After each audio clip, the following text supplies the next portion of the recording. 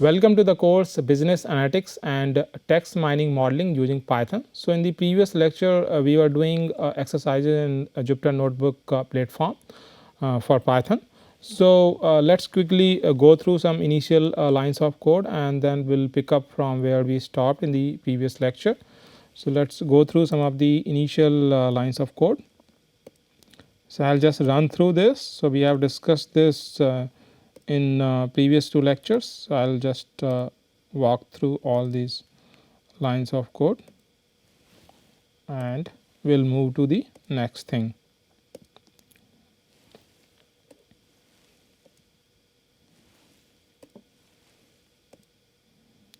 So, line magic, cell magics, magic commands, so all this we have discussed before. I will just run through this and we will move to the next thing. Matplotlib integration, few things we discussed. Then programming semantics, Python object, the function and object method calls, something that we discussed in the previous lectures. And then we talked about a few more things about methods, positional and keyword arguments. So, all these things we discussed before. And then a variable assignment. So, this was something that we were discussing and let us move forward. So, this part was also discussed.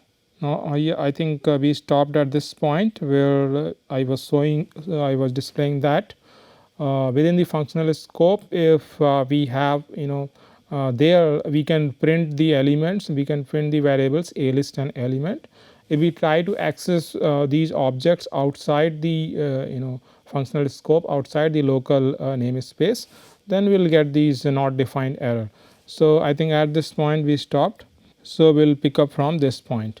Now, we come to something called dynamic references. So, one aspect that we have discussed in the previous lecture also, when we assign a variable to another variable, let us like this v1 equal to v2. So, what happens is, let us say we have this list and we have these values, these elements within the list. So, what happens that when we make these kind of assignment, so v2 was, let us say referring to this object, this is the object, Python object, list object that we have. And what happens that when we assign v2 to v1, v1 will also start referring to the same object. So, this is slightly different from other programming languages where a new copy is created. However, if you are going to use list function, then of course a new object is going to be created. But if you are going to use this assignment operator, equal to operator, which is an assignment operator, then both the variables are going to be referring to the same object, a list in this case. And any changes that you would do using one of these variables, that changes would also be reflected in the other one, because of them, both of them referring to the same object. Now, let us talk about some other aspects about Python language, like dynamic references and strong types.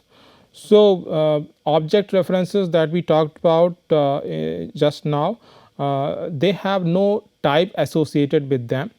So, this is a slight difference when it comes to comparison of Python with other compiled languages such as Java, C++. There if you create a variable of integer type or string type or float type, you cannot use that variable, you cannot assign any variable of other type to this variable. So, that kind of thing cannot be done. However, in Python this kind of dynamic referencing is possible. If I look at the this variable a that we have created earlier, integer variable that we had created earlier, if I look at the type of this variable, if I just run this, you can see in the output integer is the type of this variable. However, if I assign a string to this variable, you can see in the next line I am doing a equal to assigning this string om to a, and I am also looking at type of a If I run this, you would see the type of A has changed. It has now become str, that is for a string. So dynamic referencing takes place in Python.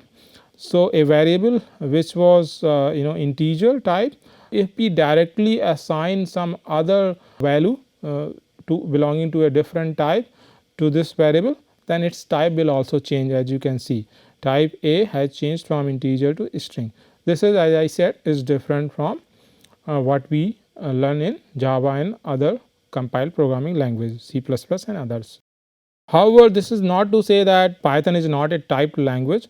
It has strong types, but they are very much they are visible when it comes to applying operators. So whenever we are trying to apply operators with one variable, two variables, depending on the operator, depending on the kind of operator that we are applying, and then we can see that any implicit conversion or casting that might be allowed in certain programming language is not allowed in Python.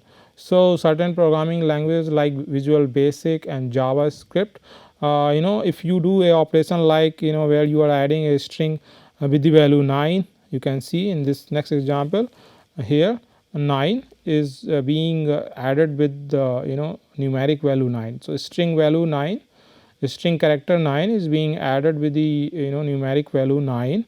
So in some programming language like Visual Basic, a casting will happen, coercion will happen, and 9 will be, a string value would be coerced to the numeric value and will get 18 probably. And in JavaScript it might happen the other way around, where the numeric value 9 might be coerced to a string value and we might get 99 as a string output. So those kind of things can happen in Visual Basic and JavaScript, but Python is a typed language and this particular operation is not allowed. So if I run this, I will get this error. You can see can only concatenate str to str. So Python is a typed language, but when it comes to applying operator, when it comes to applying certain functionality, certain processing, certain computation, but when it comes to assignment and referencing, then that is dynamic in nature. So that is a slight difference from Java and C++. Let's move forward to explain few other things about Python being a typed language. Is that another example that we have is where we are assigning 5 as a value to this variable A, and we look at the type of A. So this will be in integer type, int type, and C that we had previously created, the value of C is 7.5, and we look at the type of C. So I think it is float, and if we apply a operator here, we are dividing A by C, and let's look at the value. So you can see we are getting 0.66 which is a float value. So we can see there is something very obvious. So that kind of that kind of conversion will happen, but otherwise in most cases this casting or conversion does not happen in Python. So this was just to show you an example where conversion is possible, because that operation is possible. So the operation is very obvious that if an integer value can be divided by a float value or vice versa, then that will happen, otherwise it is not allowed. Similarly, another example I have given where I have written this print statement. So how this how this code actually works out, that we will be discussing over the in the coming lectures as well. However, if we look at just this particular line of code, we have print, and then we have a string, and then we have dot, and we are calling certain method format where we are using type A and type C, and you can see when I run this line of code, I get this message that A is class int and C is class float. So in this case it is not working out. So clearly we can see Python is a typed language, and where certain obvious scenarios when the conversion is feasible or acceptable, then it happens, otherwise not. Few other things that we can do in Python is using this function is instance. So using this function is instance, we can find out whether a particular object is an instance of a particular type. So let us do this example. A, we are checking whether it is integer or not. So I am just calling is instance function. First argument A is the object which I want to check, and I want to check whether it is integer or not. So I will get true or false as a return value. So let us run this. So this, because A was integer as we saw earlier, so I got true as a result. Similarly, I can also use this function is dot instance and find out whether A is one of the integer or float, because certain operations might work out. So it could be either integer or float. So I might require, in certain scenarios I might require that kind of check. So this is something also we can do here. Now similarly, another example that we can do with this object C. Here also I am checking whether C is int or float, and because C is float as we know, so this is coming out to be true. Now let us discuss few other aspects about Python objects. So objects in Python they typically have stored attributes and also associated methods. So when we say attributes, these are other Python objects which are stored inside the object that we are referring to, and then by methods we mean functions which are associated with that particular object, particular object type more precisely, and those methods will of course have access to the object's internal data. So every object will have these stored attributes and associated methods which are actually functions having access to internal data. So let us do an example. So I am creating this string object here A with om space omkar. So if I run this, and if I want to find out what other methods can be available for this object, then I will actually have to type dot after this. So I will just to display the same thing to you, I will just remove this dot here. So as you can see, I have if I just type A and dot and then tab, so I will get a list of methods, associated methods that can access the internal data of the object A and can be applied. So this is just to show you different methods that are available for this kind of object type, which is actually string. Now the same thing we can do by name also. So we can access attributes and methods by name. For this we will have to use this get attribute function, get attr function, where first argument is A, which is the object, and name of the function. So in this case let us say split. So if we run this, we'll get the output. As you can see, the previously generated output also, that function str.split is available, where we have two arguments. One is the separator, which is by default none, and then we have the max split, which is by default -1. That means all the strings which are separated by none, they could be split. So these are the default values, these are keyword arguments. Then if we want to call this split function on the object A, which we have previously created, om space omkar. So if I just run this, I will get this output where these they have been, this string, original string has been splitted, and we have first element as om. Now it is a list, first element being om and the second element being omkar. So in this fashion we can access the stored attributes and the associated methods and use them as per our requirement. Now there might be certain scenarios where we might be expected to write function that can accept multiple kinds of input. So we might be dealing with the objects, and our scenario might require to check whether that particular object is of a particular type, and if not as per our desired type, then convert it into one and then process. That kind of scenario is typically encountered in especially in the data science context. Let's understand how this can be done. So, writing functions that can accept multiple kinds of input. So, accept any kind of sequence, whether it is a list, a tuple, or ND array, or even an iterator. So, what we typically do is we check if an object is of certain type. If not, then convert. So, this is the code that we can use as an example. So, here what I am doing is I am checking whether the object A is list or not. So, the code is if not, is instance is the function to check this thing. So, if not is dot instance A list. If A is not an instance of a list type, then convert, that is A equal to list A, where I am calling the list function and converting into the list type. So, in this fashion, when we would like to write function to accept multiple kinds of input, these kind of conversions can be done. So, let us run this. If I run this, then let us find out. Earlier as we remember that A was a string type we had checked before. Now, let us run this type A, and you will see we will get a list. So, now this particular object is of list type. Now, next thing that we would like to discuss is importing a module.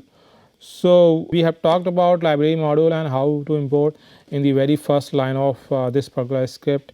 And if we have a certain test script and certain functions are defined there, we might have created. So, one thing is importing library files, the another thing is importing user defined user created files. So, we are touching on that particular aspect when we might have created our own files, we might have written our own functions and certain variables that we would like to access. So, how to do that in Python platform. So, any file with .py extension which is expected to contain Python code is considered a module, and we can import that using import keyword. So, what we have to do, we have to just type import keyword and the name of the file which is expected to be a Python file. So, import test.script, the file that we have previously also used. So, we can import this one. So, let us run this. Now, once we have imported, we can use this particular file as an object, as a module object. So, we have created a module object, and where you can see test.script in that file, as we know that let me open this file for easy reference. So, this is the file. If I click this, you can see this is the code that I am referring to. So, here you can see I have defined a function f, which is just taking 3 arguments x, y, z and returning x plus y and divided by z, and 3 variables a, b, c having these values 5, 6 and 7.5, and I am also calling this function within this. So, result will store the return value of this function call. So, this is what I have in this test script. So, here in the module object that I have just created by importing. So, test.script now dot, I will have access to this function and I can pass my own arguments, let us say 4, 5, 6, and the return value is going to be stored. So, in this fashion we can import module and access defined variables and functions. So, let us run this, and you see that we will get this 1.5, where the internal, as we have seen the code 4 plus 5 9 divided by 6, which comes out to be 1.5. Similarly, we can access other objects which are part of this module object right now. So, for example, test script dot a. So, what we have to do, we have to just type test script and then dot and then tab completion, and we will get a list of item. If I just do this, so it will take. So, in this module object, whatever is part of this, if I just type here test tab, you can see all the options in a drop down menu is clearly visible. So, I can select anyone and then run, and we will have the output. So, in this fashion we can access any object that is defined in that particular file. There is another way to perform the same thing, where we can use the from keyword. So, from and then the name of the file Python script, from test script, and then again import. So if we don't want to import everything, and that could be considered a good practice to not import everything. So from test script we want to just import these objects a, b, c and f. So this way also we can do this process. So let us run this. Now again we can call this now because the function is available with us. So in this fashion we can call. Now we do not have to type like test script dot, and so that we do not have to do, and now we have this function and we will be able to execute. Let us move forward. So as we have discussed before also, module and module objects, they can also be imported with different names, just like we did in the very first line of this particular script. We were importing the library modules. So here also this particular Python file test script we can import with a different name. That we have to write like this, just like we did for library modules. Import test script as TS. So this would be imported. So if we run this, so it will be available. Similarly, there is another way to do the same exercise and with the similar results. We can use from keywords or from test script and import what we require. So from test script import a as capital A and b as capital B. So this is something that this is another way to perform this. And now let us move towards how operators are used. How we work with different object types and how we apply operators in Python. So let us start that part of the discussion. So let us start with the binary operators. So add. So how this is done? So as we have discussed about certain important aspects of Python, that Python being in interpreted languages, and not just that, many analysts, many programmers consider Python as something executable pseudo code. So which is very clearly visible from here. If we want to add two values 18 plus 48.5, let us say these are the two values. If I just run this, I will get the output. So in this easily just like executable pseudo code, I can go about writing these lines of code. Subtract 18 minus 48.5. If I run this, I will get the answer.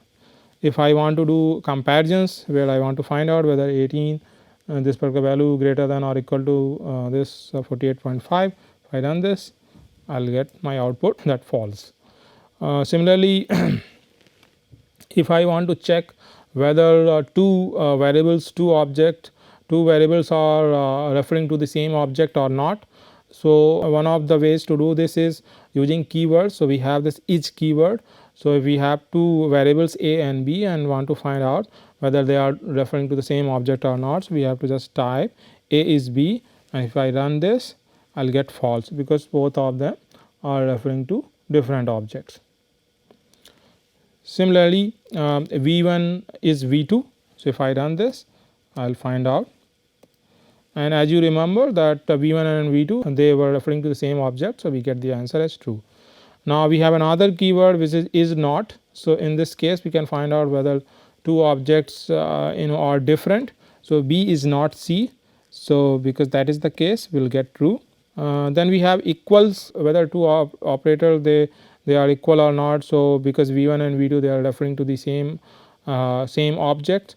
So we can say v1 equal to v2. So we can run this and we will get the answer in as one of the boolean value. So you can see true because both of them were referring to the same. Similarly, there is a none object. So there is just one instance of none. So we want to find out whether a particular variable that we might be using, whether that is none or not. So we can say b is none, and using is keyword we can find out. And if I run this, it is clearly false because we had a value, as we know. Similarly, if I want to do multiplication, so a and this asterisk operator to perform the multiplication, a into b, I will get this value. Divide, so this forward slash a slash b, and I will get the value. If I want to do floor divide, where I would like to take a floor of the output of A divided by B. So, in this fashion double forward slash I can use, and I will get the floor divide. You can see now this is 0 because the actual value divide value is 0.83. If I want to do certain other operations, mathematical operations like raised to the power A raised to the power B. So, in this case if I run this, you can see I get this. If I want to do certain other mathematical operations like bitwise and especially both are integers, or for if they are boolean types, then we will get true if both are true. So, A and B. So, depending on the type that A or might be, will get the output. So, in this case both of them are integers, we get the bitwise and the value comes out to be 4. Then bitwise R, in case both are booleans, then true if either is true. So, that is the kind of output that we will get. So, in this case both are integer, we get this. And similarly bitwise exclusive R. So, if they are booleans, then for booleans true if either is true, but not both. So, we use this operator and we will get the output. So, at this point we would like to stop here, and we will continue our discussion with some more mathematical operators and other functionalities that are available in Python platform. Thank you.